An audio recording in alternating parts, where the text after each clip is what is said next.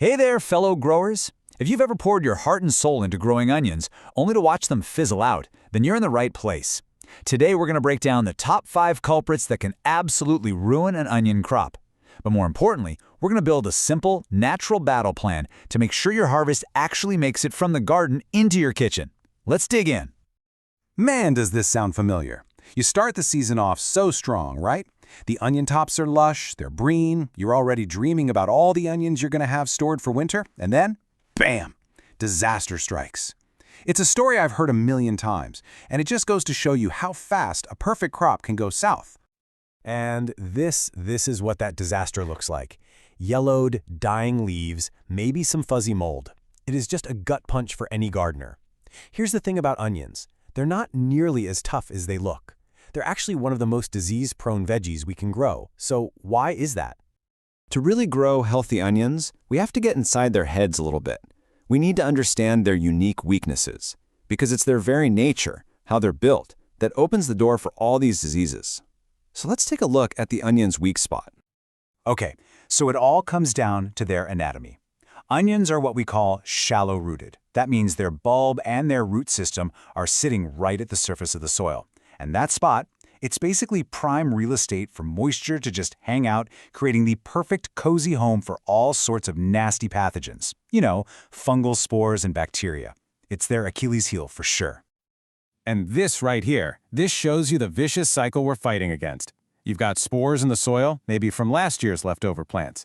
They get activated by cool, wet weather. They infect this year's plant, and then after you harvest, they just camp out in that same debris, waiting to do it all over again next year. It's a totally relentless loop.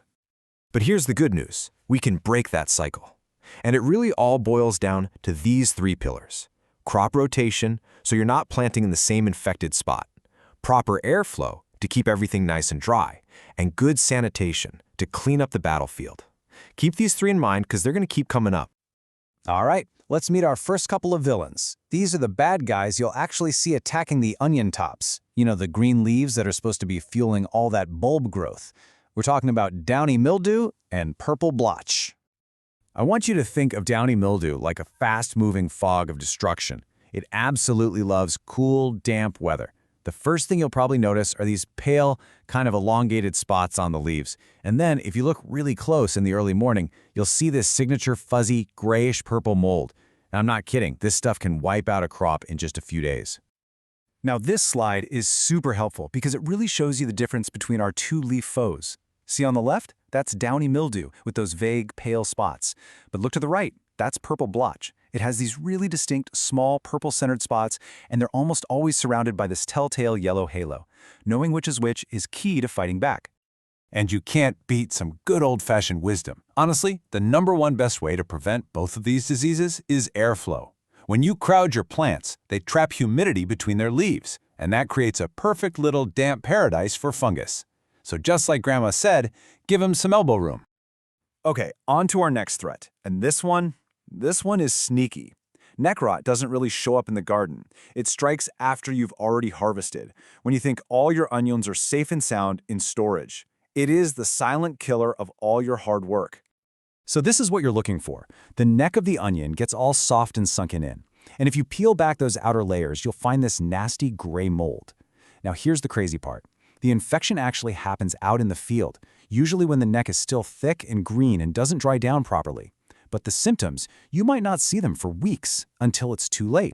So prevention is everything, and it comes down to a process called curing. This slide walks you right through it. First, you've got to be patient and wait for the tops to fall over on their own. Then, give them a good 2 to 3 weeks to dry in a spot with great ventilation. Once those necks are totally dry and papery, then you can trim them, give them a final inspection, and move them into storage.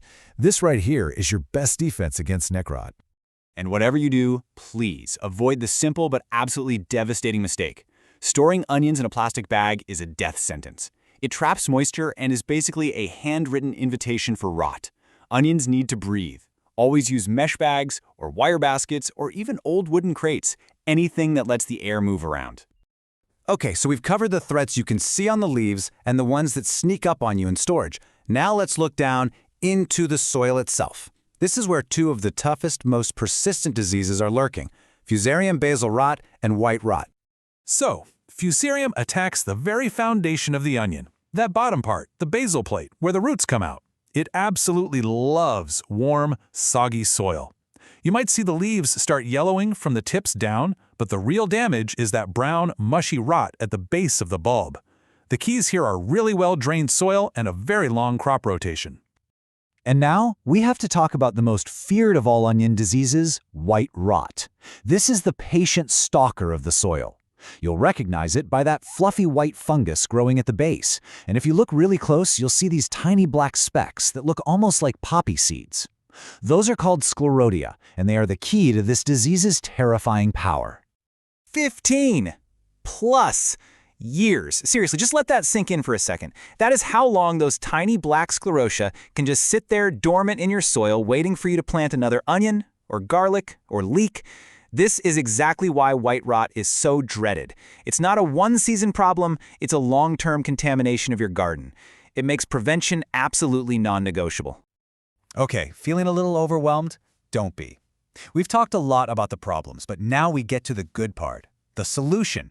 We're going to take everything we've learned and put it all together into one ultimate master plan. This is your checklist for a healthy, disease-free harvest. First things first, spacing and airflow. Remember Grandma's tip? Give each plant about 6 to 8 inches of its own personal space. And keep on top of those weeds. They do way more than just steal nutrients. They block airflow and trap humidity right down at the base of the plant, exactly where you don't want it. Next up, let's talk about how you water. The rule is incredibly simple. Keep the leaves as dry as possible. Water early in the morning so the sun has all day to dry things off. And always, always aim your water at the soil level. Drip irrigation is your best friend. Overhead sprinklers, that's just asking for fungal trouble. All right, time for the long game, managing your soil. This is how you really beat those nasty soil-borne diseases. You have got to rotate your onions, garlic, and leeks out of a bed for at least 3 years, and for white rot, more like 8.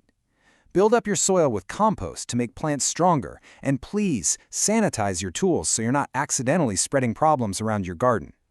And finally, bringing it all home. Let the plant tell you when it's ready. Wait for those tops to fall over. Give it that super important 2 to 3 week curing period. Store your onions somewhere cold and dry in containers that breathe. And then just check on your stash every once in a while and pull out any soft bulbs before they can spoil the whole bunch. We've covered a ton of ground, but you know, knowledge is only powerful if you actually use it. So, looking at everything we just talked about, what is the one thing you can do this week to put your onions on the path to success? Are you going to go check your spacing, maybe change your watering time, or start mapping out your crop rotation for next year? Your best harvest ever starts with that one small change.